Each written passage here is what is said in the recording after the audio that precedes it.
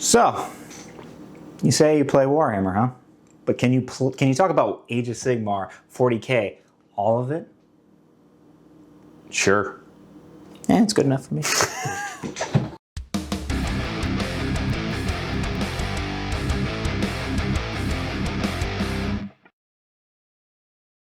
Welcome to Tattooed Table Talk, the inaugural episode, which is now filming in a kitchen. Enjoy. You're going to see plenty of disgusting things in the background, and my fiance is going to be mad at me for filming in here because it's a mess. But nevertheless, we're recording our very first episode, and we are talking about the state of Age of Sigmar, but I can't just talk by myself. I could, but I look like a paranoid schizophrenic. So, I have my permanent co-host to Tattooed Table Talk, Jackson. Hey Jackson, how's it going? It's going good. Hi, I'm Jackson. Play a lot of Age of Sigmar, getting into 40K. So I know a lot of things about this topic, but as you'll see in the upcoming weeks, I'm here to learn about some 40K and discuss kind of everything Warhammer. So it should be a fun time. Perfect. But listen, the truth is, we already recorded this episode once, and then cameras died. I learned things. So hopefully this just goes well, because otherwise I'll probably cry. I won't cry. That's between me and my therapist, though, so you don't need to know that. But let's just go straight into it. So we have the General's Handbook 2026 to 2027. Now, you mentioned that your opinion has changed, which is good, because we both had very similar takes. However, I will say, because you've gotten in a few more games now, does this feel like an end of edition book to you? Does it feel like an end of edition book? Not really. It feels like there's more steps that could be taken, but maybe that's just how the new edition's going to go. Like, it seems like it's setting something up, but realistically, it just kind of, it overall so far feels like it's last GHB plus, just new colors, new coating, new paint. So yeah, we can kind of get into more of the details as we go forward, but yeah, not really setting up yet. It doesn't feel like a new edition's right around the corner quite yet. No, it really doesn't. I mean, I guess what we're used to is the end of edition book being like a bigger swing for the fences. And kind of like you said, it's kind of really just the old GHB plus, which would be fine. But at least for me, I was hoping for a bigger shakeup. And, you know, I mean, I feel like on the plus side, you know, even from our last game, you've played more games. I feel like I understand the season rules a little bit more. Mm-hmm. Still feels just kind of okay. I don't know. Like, I think I look at it from more the offensive side than the defensive side, but I'm a notoriously bad Age of Sigmar player. So there we go. But like, what have you come away with now getting a little bit more hands-on with it? Yeah, a couple key things that I've come up with. Heroes that can reset up or teleport. Huge deal. Getting next to those places of power essentially for people who don't know, places of power, key to get your Fury mechanic online. And the Fury mechanic really is essentially what keeps your big monsters, your units, extra models alive, as well as that extra damage at the end of turn. Now, initially, I was kind of like, not a huge deal.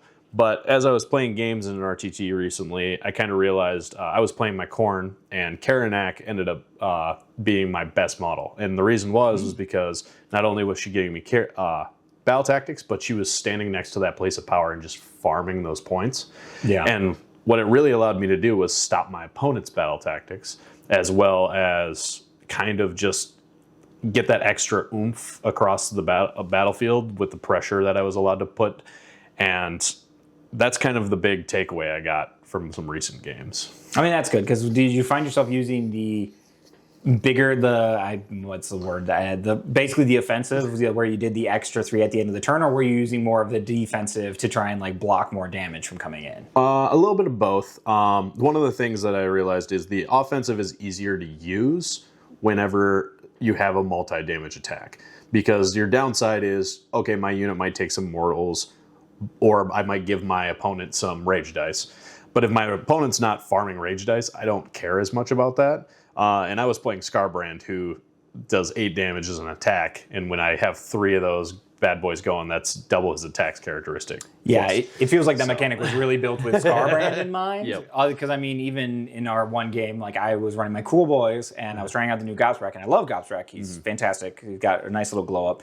But, like, I couldn't kill your Light of Aetherian to save my life until I was like, you know what? I have 2 rage dice. Sure. And picked a thing, and it's like, oh, it killed him. Yep. I probably should have been doing this the entire time, although my big mistake, I didn't stand near the place of power and didn't do any of that. So, case in point. But, I mean, overall, I still think we're going to be sitting in this weird little spot. Not to say that we won't get more end of edition things. Maybe we'll get end of edition books. I mean, even 40K did it again this year, just like obviously from the context, like they're doing the Armageddon thing. They had multiple stories. It more so added units, and that's pretty typical for 40K. I don't know what they'll do for Age of Sigmar. Like, Age of Sigmar followed like the Dawnbringers thing, and it actually kind of felt like a pretty decently like well-connected arc. But even for like 40K, they kind of just went all over the place. The first one was Titus and Ultramar. The next one was the Maelstrom involving like the Red Corsairs and Prince Uriel and all that stuff. And then finally we landed at Armageddon. Like, it was kind of like bouncing around to like different sectors. I'm kind of curious. I mean, I don't know how well you follow the lore, but do you think Age of Sigmar is going to do anything kind of like that, or do you think they're just going to release what they release? I mean, rumor is, they're going to shake up the full world, but literally we'll see. They're just going to grab all of them, push them into one, and just shake it around until eventually it settles into one weird one. Yeah, that's a big rumor right now, but I don't know. We'll see. My big thing is they have to get out the rest of the books ASAP. Yeah. Like Ogres are coming out new, coming up here, and they look excellent. But there's a couple of books still waiting. I'm waiting for my Fire Slayers. Yeah, and/or Cazalet holds, depending. Yep. And yeah, I mean, we're both waiting for that because we're one of 3 Fire Slayers players in our community. There is one other guy who does play Fire Slayers, and he wins on kindness, and it is infuriating because he always won the double turn at the last GT I played, and he's like, I'm having fun, you take it, and then my dice just immediately abandoned me. It was the worst. Bless his soul. Thank you if you watch. But like, we've got the Seraphon, which another rumor kind of kicking around is that they might have another big release, which would be great because I feel like the Seraphon release was extremely welcomed. Agrodons, you got the new Saurus Warriors, you got the new Thrawn Starmaster, like you got so much cool stuff. We're still missing Saurus Guard, which definitely needed an update. Definitively. Yeah, no, it's very... Those potato models. Those weirdly potato. Some of my very first 2,000 points was Seraphon. My first models were for 40K. I actually got the Space Marine 8th edition start collecting with the Terminator Captain and everything, and then I got a box of Deathwing. But my very first 2,000 points was Seraphon. My very first DT was a GT down, or a RTT down in Mankato, and I played Seraphon, and that was when I learned that you could shoot your heroes. But even though they were in the back lines, just like, you can just shoot them? That's just the thing you can do? Okay. I learned hard that day. Yep. But getting back to the topic at hand, I mean, it appears like you're feeling better about the GHB. Yes. So a couple things that I've realized is battle tactics are harder to get than initially when you look at them. Things like Legends of the Parth. That's a battle tactic that a lot of people are really high on when they were reviewing the book.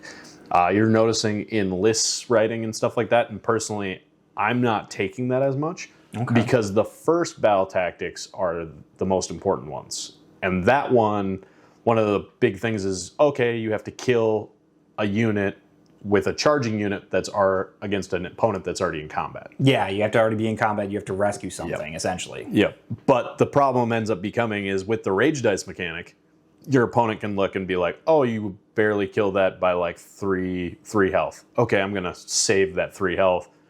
Okay, you can kill it with the other unit now, but you don't get that battle tactic, and then you never start the chart.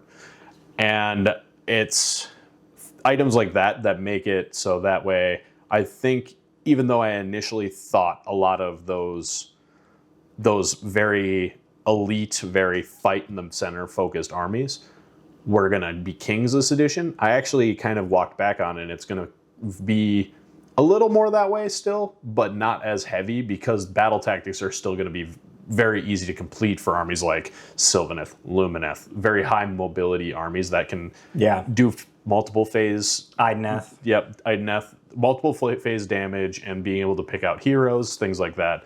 Those are going to be the ones that can not necessarily dominate on the board, but dominate in the battle tactics. And as long as they can then keep up on the board, they'll win the game. And that's the kind of big shift that I had after reviewing it to playing a couple of games. So we heard it here first. It's hot elf. It's hot elf summer. Oh, I love hot elf summer. I do like my watery elves. I still haven't taken them out for anything, and I mean, I can't remember if we talked about when it happened. Yeah. I was okay with the release, but it was not the excitement that I was hoping for. I appreciate the manifestation. That's neat. I like the idea of Mathala. Mathala is like cool, and she's, especially on release, auto include. Yeah. Just auto include. Yep. Pluses to your companion attacks, like done. Yep. Easy. But yeah, I think that's another reason why I've, just even speaking for myself, slowed on AOS is some of the big releases that I was really excited about didn't really come to fruition. And because I remember feeling excited about it because it was the Git mob had just gotten announced, and I was like, wow, they rolled out all these models for Gits. Like, this is like they're paying attention to the smaller factions, so they'll pay attention to the Fire Slayers and the Idoneth, and it's just kind of like, wow. Like, we got releases, but again, another foot hero. Yeah. And a manifestation. And I mean, I think, ironically, I found myself more hyped on the Caradron release. I was like, oh, look, the floating dock. That's neat. And like the Von Grimm. I really loved the short stories around the Von Grimm. But also, I'm a lore nerd. So there's an element of that I like really enjoy. But I am still very curious. I also think, let me ask you this, because your faction is one of the few factions that can shoot, fight, cast. Like, there's some factions that are like, I can fight. Or I can cast and I can fight, or one of the combos. With how big has it been for obscuring to not be nearly as prevalent, at least for your games? Yeah, so when I play Lumineth, huge. It's, last edition, I would take Sentinels and other shooting stuff. I even tried playing a fully shooting army. It worked for 4 out of my 5 games of a GT, but then obscuring made it so the fourth game was, the fourth game, because I went 4-1 on it. The fourth game was a non-game. It was because my opponent just decided every objective is going to be obscuring, you're -1 to hit and shooting, and boom. And when you sit there with your shooting army, you're like, oh, I don't play the game. Immediately countered, and you either have to roll really, really hot, or you have to put yourself into a position where you're doomed. Yep. Immediately after. Yeah. So that change, very welcome, especially to me. Yeah. I don't think it's too big, though. I don't think we're going to see like the Age of Sigmar 3rd edition where you're seeing like units of like triple reinforced units of shooting that are just going to try to table their opponent. I don't think that's in the game anymore. And the reason why is because of the new books. The new books are, a lot of them are creating ways to have armies become obscuring. And that is more the difficulty, that you could take it and you'll have some armies that you'll walk off the table. But if you go fully shooting against Daughters, Slanesh, things like that, you're like, okay, I'm going to walk into them and it's going to be a non-game. So it's more so built into book counters now instead of just into the game, which I appreciate better because it creates more of a rock, paper, scissors that you have to plan for versus, oh, cool, the game just says I shouldn't do it. Yeah, and I think I think one of my favorite updates, even more recently, was number one, I really like the new Cities book. I think that was good. Cities got a massive release. There was a couple models where I was like, this is sweet. And then there's a couple where I was like, what is this thing? Erasmus Zorn, you know who you are. You're weird and you know it. But like, one of the things I really appreciate was the upgrade to Fusiliers. Because Fusiliers, I'm just like, this was like the identity of the army, is marching out, tower shields, gun line, fire, all this stuff. And I found, even with Master of Ballistics and everything, with a +1 to hit, a +1 to wound if you all attack, to do this, you have the other one, it did nothing. It was like a big old goose egg, and that was so disturbing. I feel like, ironically, they did a good job of fixing it in terms of you're range 18, but you're rend 2. Yeah. It's kind of depressing how big of a change that actually made of just like, oh, now you can actually punch up into something. This is nice. And so, yeah, I'm excited that the obscuring is reduced significantly. I'm sure, it's still in there. There's still wildwoods and stuff like that. But I think for the most part, it's moving in the right direction. Also because during that GHB, you had something like Hellsmiths. And Hellsmiths have notoriously good artillery. When I eventually get to building my Hellsmiths, which are ironically behind me in gray plastic, at some point I will have artillery pieces because I just love the artillery pieces. I think it's really cool. And even like OBR, they have their catapults, which were very impactful, and we found that they were impactful. But with that much obscuring, I feel like it just kind of, it made it a relatively uninteractive part of the game. And I feel like when we're talking about the state of any game, whether it's Age of Sigmar, 40K, Horus Heresy, Uno, any element that's uninteractive in one of these games, it just takes it back a little bit, like a few steps. Yep. One of the things that I want to see as the additions go forward and stuff is, I think pulling back the obscuring and putting it on armies, great change. I'd like to see the visibility reduction things go down again, because one of the armies that I think kind of fails at it right now is the magic heavy armies that want to do their damage in the magic phase. A lot of those armies that say you can't see me, it really takes away from a lot of like Tzeentch and some of the Lumineth characters and things like that. Same thing with Seraphon, like you said. They have the D3 AoE mortal bomb that they love doing. The problem is if you can't see any of your opponent, you're just like, okay, I took Lord Croak for nothing, and that feels a little bit of a bummer. So I'd like to see that pulled back a little bit, I think. Yeah, especially because even thinking out loud, and you can correct me if I'm wrong because I'm like slowly just jogging back through my brain. I feel like Seraphon hasn't done great for like a lot of this edition.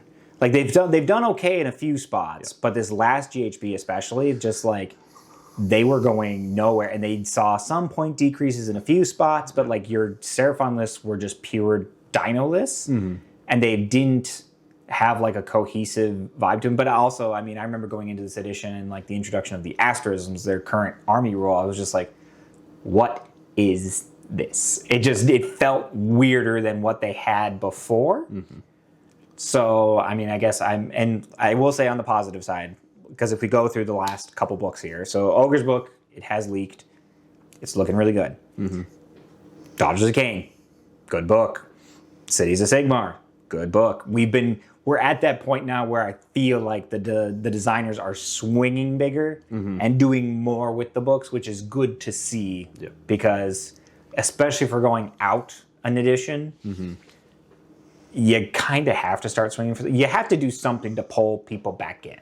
Yeah, and I agree. But yeah, to your point on Seraphon specifically, it's been a long time since they've been good. And they're kind of on the race to the bottom right now, which is unfortunate. And I hope that a book really fixes it, because those models don't deserve to be as cheap as they are right now. Yeah. I've seen a couple lists. One of our buddies, Dan, he plays really good Seraphon, but it's pretty much what's the most cost-effective thing I can take, whether it be Guard or Raptidon Chargers, things like that, where it's just like, hey, these are so cost-efficient that if I run 3 units of them, run them across the board, I probably get you.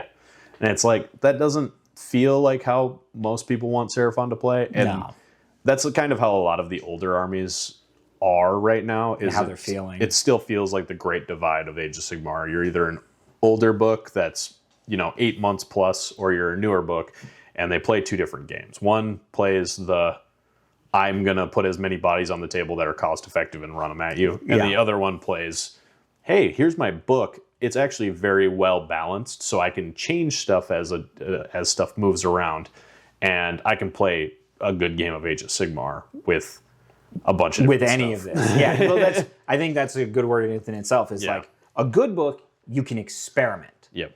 With some of the older stuff right now, you're just like, how much can I fit in here to buy me a chance? Yep. Which never feels good. Like I'm one of those weird people where I love decision paralysis. Like I love when I'm getting to my list and I'm like, all right, here's my 3 auto includes. And then I start adding up and it's like, okay, that one went to, so do I just reduce this one or do I get rid of these 2 and move this because these 2 would combine? Like that's a good feeling to me as opposed to where it's just like, oh, look, all right, here's a list. And close enough, I guess. Like that never feels good. No. So, I mean, here's hoping that they've got a new book. There's wood down there. No. Bad internet. I know what you did. Anyway. But like that's, I think, the part that I'm more interested in is hopefully now that we're getting these newer books and they're starting to swing more and they seem to be much more cohesively written and everything feels takeable. I'm hoping that we get there with Seraphon, especially with Fire Slayers / Kazalid Holds / whatever the heck they decide to do with it. Yep. But I painted the big killer for me is if they get rid of the Berserkers, because I took a lot of time to paint a lot of them, different skin tones and runes, and if they scrap those, I'm just gonna snap in half. Yeah, unfortunately, if any of the models go, my guess, and here's my hot take, Volkite's gone. Volkite's gone. I think Hearthguard might stick around. But I think they're going to stick around purely on the basis of they are in the Cities book. Yep. The Magma Pikes are, which, again, if that profile is what the Magma Pikes are in the new book, I'm a scream.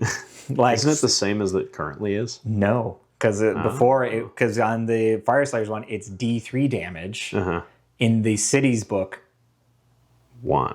With its stupid movement, hit 6s to hit, reduce. They have that right now, though, too. Okay. Yeah. So so in Cities, when they're allied in, apparently they do less damage because they're around Humies. I don't know.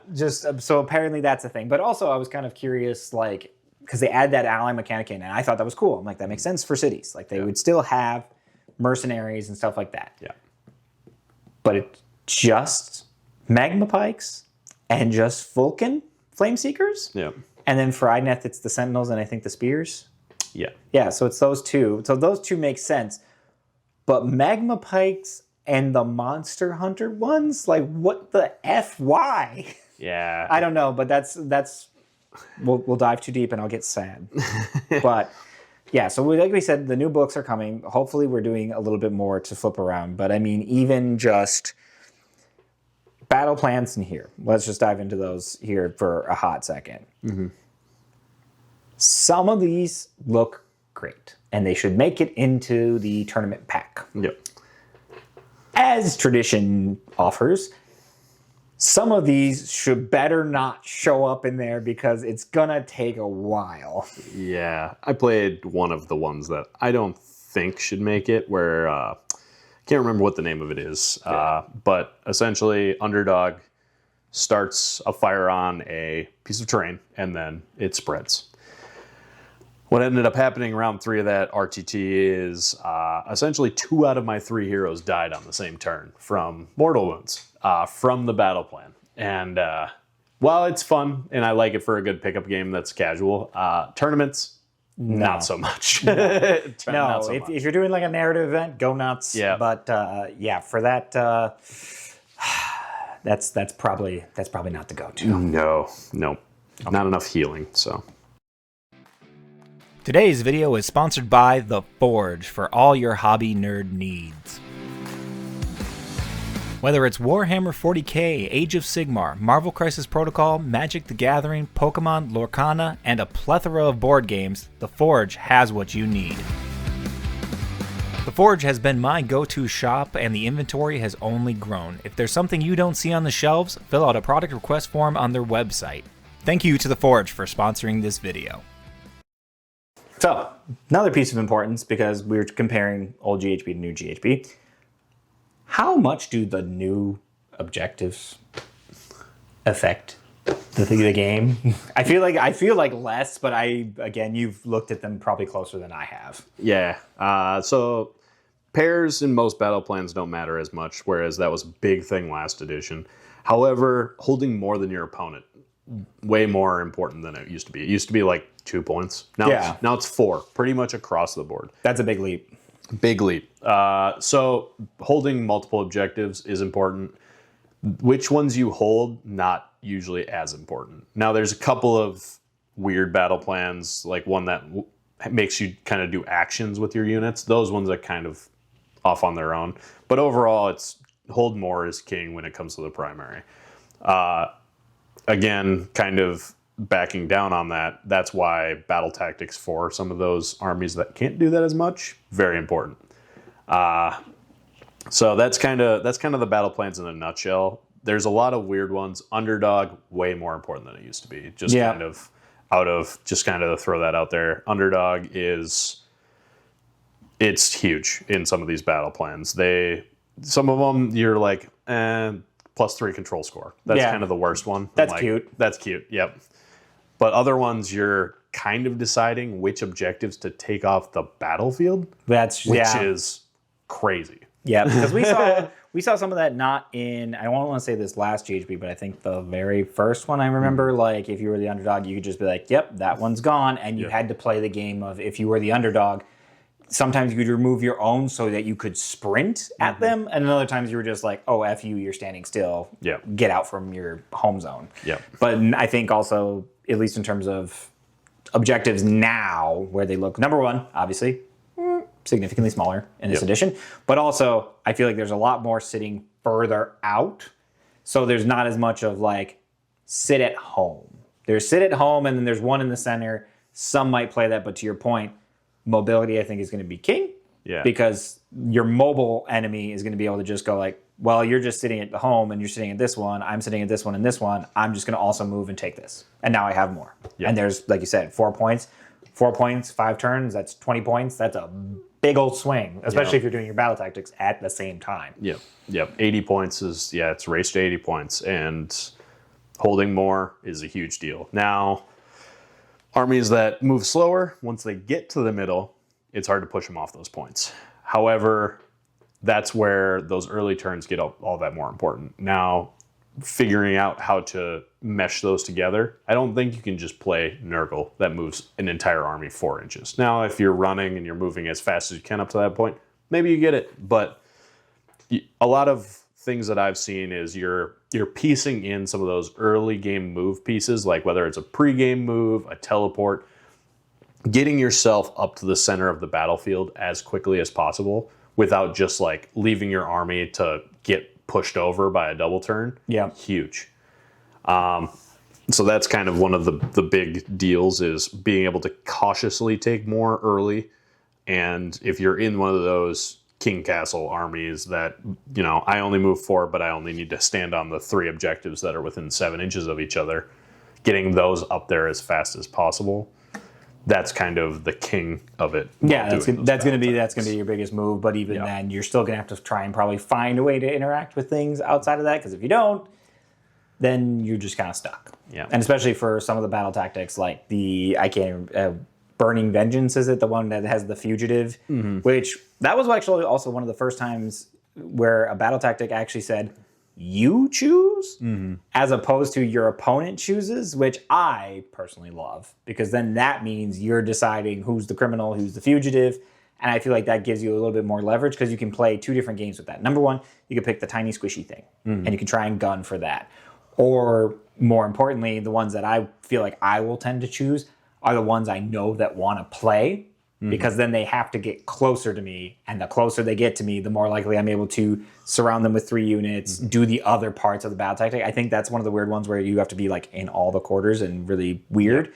But then after that, it's all downhill. You just ride the whole, you just roll down the hill and you're golden. Yep. But I mean, that's the other nicer part. Like, I suppose we can just even briefly touch on that. Like, battle tactics just feels significantly better this GHB. Yep. Which is great. The 2 that I really like are, like you said, Burning Vengeance, and then the one with the hideout. Oh, yeah. I can't remember which one that one is, but essentially, as long as your army can do the damage in all 3 phases consistently to get the first one, then you're kind of gunning for that hideout, which is nice because those 2 seem up there.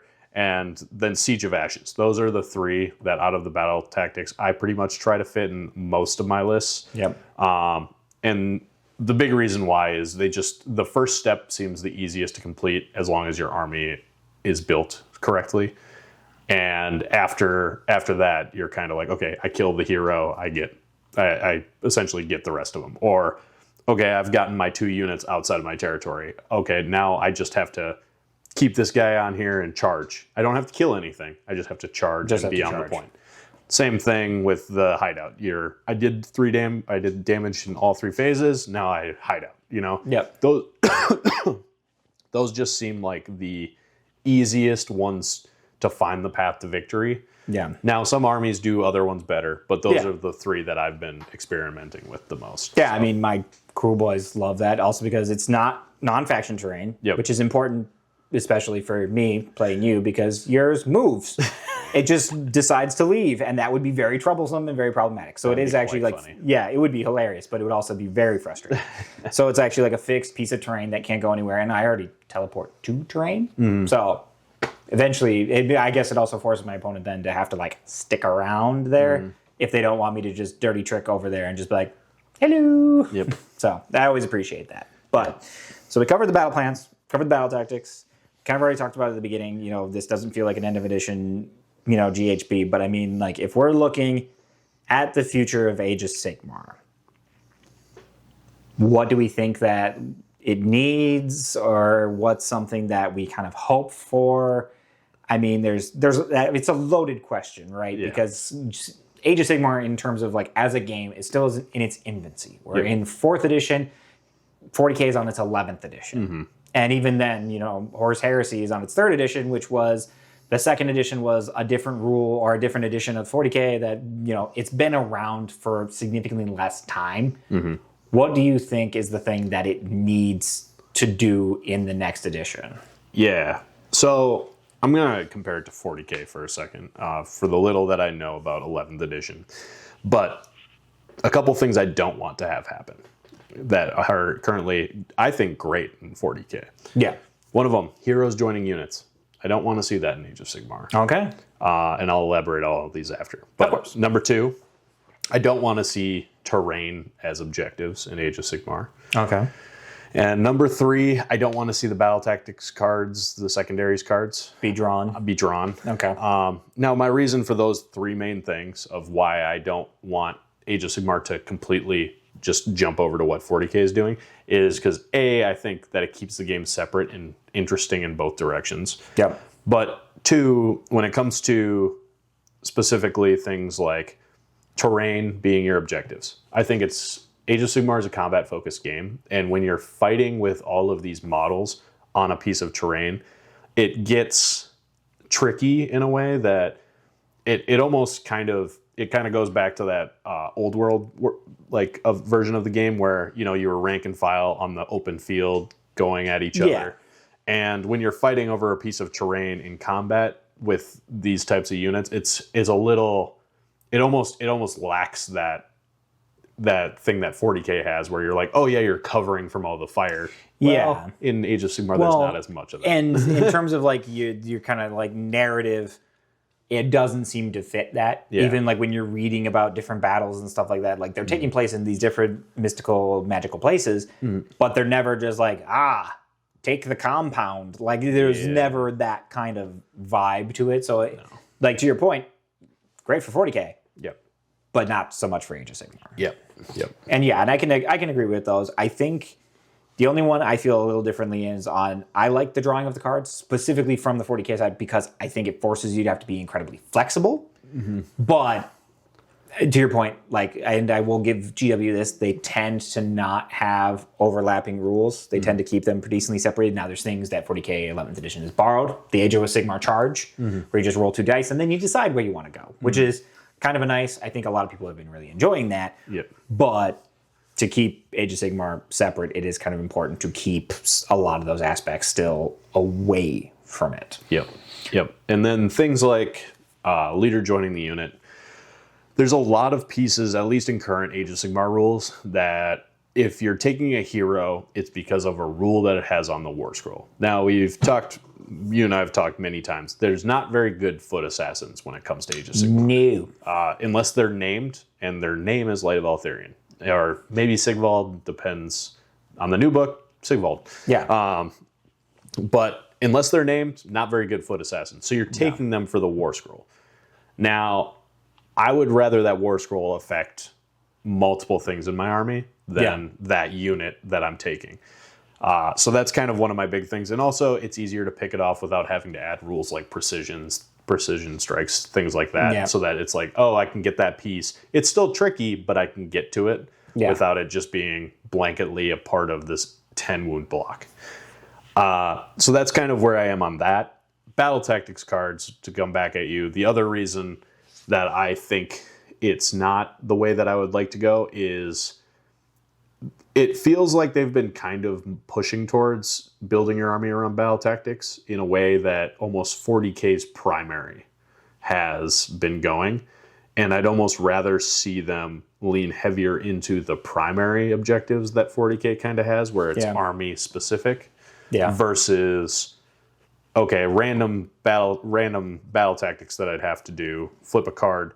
Okay, there are just armies in the game that just can't do certain things. Yeah. Unlike in 40K, you always have your bikes or your shooting guys who can stand on a point, right? Yeah.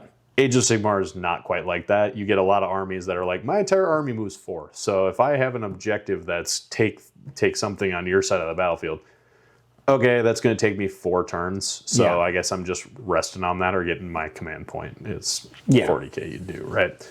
So I think with the lack of spread in a lot of the armies and ability to, and each army having its own weaknesses that way, it'd be hard to have a core flip of battle tactics the same way. Yeah, and I miss faction specific ones, but the problem is it's always impossible to balance. Which is because it was the same problem with 10th edition. 10th edition had, or I think it was maybe 9th edition had faction specific secondaries, and even like in my little case that I bring that has like my dice and everything in it, I have 3 little objective marker sized bases that have like some jewels on it because Leagues of Votann had a claim the resources one, and you gave these 3 things to your opponent and they had to place them in 1 in their deployment zone and 2 in no man's land, and then your objective was, and I loved it. It was very thematic, but again, when you enter that, you enter a very difficult balancing act, and it's easier to probably try and balance out the books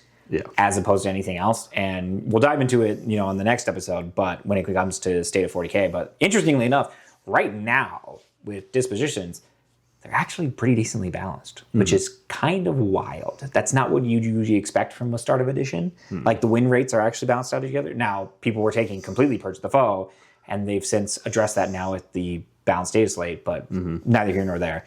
But interestingly enough, I think, with Age of Sigmar, when it's trying to focus on that balance, again, I think we can both agree the sooner it gets these last books out, the better, because there is a serious haves and have-nots, and I think that deters a lot. Because all you can really do is points or Scourge of Akshi, which we already saw before. Some people got something, and a bunch of people got nada.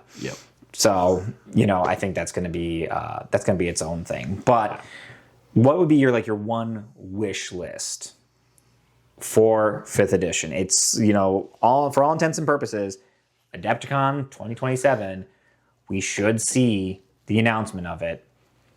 What is your hope, if you had to pick one? Edition in general, my big hope is honestly that I think the big thing that I hope for just edition solely is going to be that they kind of they flesh out some of those terrain rules. They kind of jumped around General's Handbook to General's Handbook, seeing how things are going.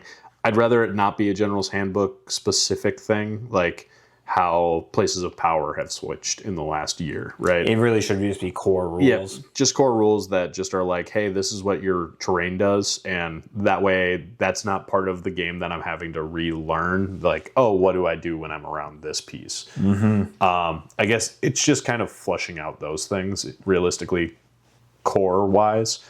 Otherwise, I want my new Fire Slayers. That's my big thing. Yeah, no, definitively. I want those back as very well. And I'm also probably on the same boat for the wish list, just because.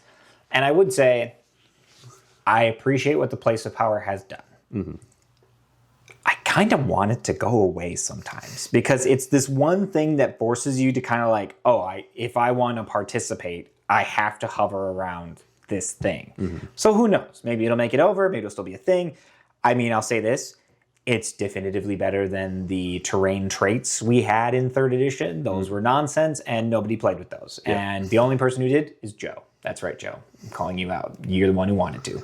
None of the rest of us gave a damn. Yep. I was at a GW official event, and literally me and my opponent just like, you want to just skip this? Yeah, we'll just skip this. All right, let's go. And then we just start playing because it was fine. The game was fine without it. However, to your point, the terrain rules just are not super clear. Yeah. And that's where a lot of confusion, I think, just comes in. Like, ruins kind of stop you from just like moving through them, but that's kind of it. There's nothing else to it. They tried the garrisonable thing. That doesn't really work. That's not a method for Age of Sigmar, unless apparently you're a cog fort, in which case, congratulations, Cities of Sigmar, and I can just go down. I can just go down alphabetically. But yeah, like, you get that out of it. But yeah, they need to find some way to make that, I think, in some way more impactful. It obviously doesn't need to be 40k. 40k is its own thing. That's urban tactical combat. That makes sense for it. But even on this open battlefield, as someone who is a giant history nerd, there's plenty of times where they talk about, the reason this person won this battle is because they took the high ground here, or they did this, and they navigated towards this fixture or something. There needs to be something to that. Because, I mean, it even comes up in, like, Total War games, which is technically old world, but, like, let's be honest, in 5 years, they're going to Age of Sigmar. There's no way they're not. Yeah. So it's going to be interesting there. And I mean, I've already kind of talked about it before, like, just between the two of us, but, like, one of my other hopes is I do want armies to get just like a hair bigger. Just a hair. Yeah. Because sometimes when you look at the army composition just feels weird. And I appreciate the empowerment of being able to take whatever you want. But sometimes I look at something and I'm just like, what is that? Yeah. Like, I don't know. But that could just be a nerd lore issue that I have. Like, when I bring OCR Bone Reapers, I bring Mortec, I bring Catapults, I bring Gothsar. Like, I try and bring a little bit of everything because I love the aesthetic of that. Yeah. Maybe I'm supposed to be playing Old World. There's a decent chance. Yeah. Who knows? There's gray hair, all sorts of fear. So maybe that's what's happening. Is I'm just aging my way out of the youth games. But... Yeah. Actually, what you just said reminded me of one of the other things that I need to have happen in the game, and that's chariots to have a purpose. That's in general in the game. Amen. Bone Reapers just got them, and they have a thing, but it's not enough of a thing. It's just Cetra was imperishable because he was on his chariot. Yep. Now he is very perishable. He perished. Yep. Probably because he was on a chariot. Yep. No, chariots mean nothing. Because we have Stormcast chariots. Yep. We have Bone Reaper chariots. Yep. We have Git Mob chariots. How many other chariots? We have there's probably some I'm forgetting. You got Slaves to Darkness have chariots. They have still. a chariot, yeah. There's just a lot of them in the game. I mean, an absurd amount. That in every, I think it's pretty much 0% is played, and it's because anytime you want movement, you go to a cavalry because there's more wounds, more attacks, cheaper, more everything. Well, even if it's a little more expensive, you just get more for your points. Yeah. So they need to make chariots have a purpose, whatever that ends up being, it needs to have a purpose. I have 5 Stormcast chariots that are waiting for the day for a chariot to be good. we saw Power Through, and you were like, I'm excited. And then I'm pretty sure you played it, and you're like, I am no longer excited. I didn't even play it. You didn't? It's like, it's a CP. Yeah. Something as small as chariots powering through for free. Yeah. Sounds busted when you think about it, but I don't think actually would be. Because you're like, okay, even if you take an army full of chariots, they still have to go in, they still get hit in combat, and then they power through, and then it's like, okay, you're still there. Yeah, the Bone Reaper, that's the Bone Reaper one, is you do that, you decide, and the other problem I think with it as well is it's a core ability, so you're choosing to do that instead of attacking, which you're still probably going to do because your attacks suck. So why not just let them do both? Yep. And then it's a point and a purpose. And I mean, they got points reductions. I'll play them just because, yay. But at what point to serve? So you heard it here first. 5th edition, make chariots great. It's great. It's not, we don't have to add the A because they weren't great to begin with, so it doesn't really matter there. But yeah, I mean, and we can even adjust this because we got a little bit of time left. If the rumor does turn out to be true, and we're going to this battle world, which honestly just kind of sounds like a Battlestar Galactica thing. It feels kind of sci-fi for what it is, but c'est la vie. I can't say anything. My lizards float and apparently went to space. But as long as they don't get rid of models, I think we'll be okay. Except for the Stormcast first edition. The Stormcast. Well, we know that those guys are going to eat it. They're not actually eternal. That's the big Sigmar lie kind of thing. But as long as they don't get rid of models going into that, I think everybody will be fine if they decide to do that going into the new books like they have. I will say, as long as they keep the tradition that they have been, which is the mourning period, the 1 year to still play them competitive, which actually to me is probably one of the greatest things that Age of Sigmar has ever brought Games Workshop. Is actually having 1 year to legally play those old models before they go away. I think that has been probably one of the nicest bits of fan service because even in 40K, they still just kind of eat it immediately.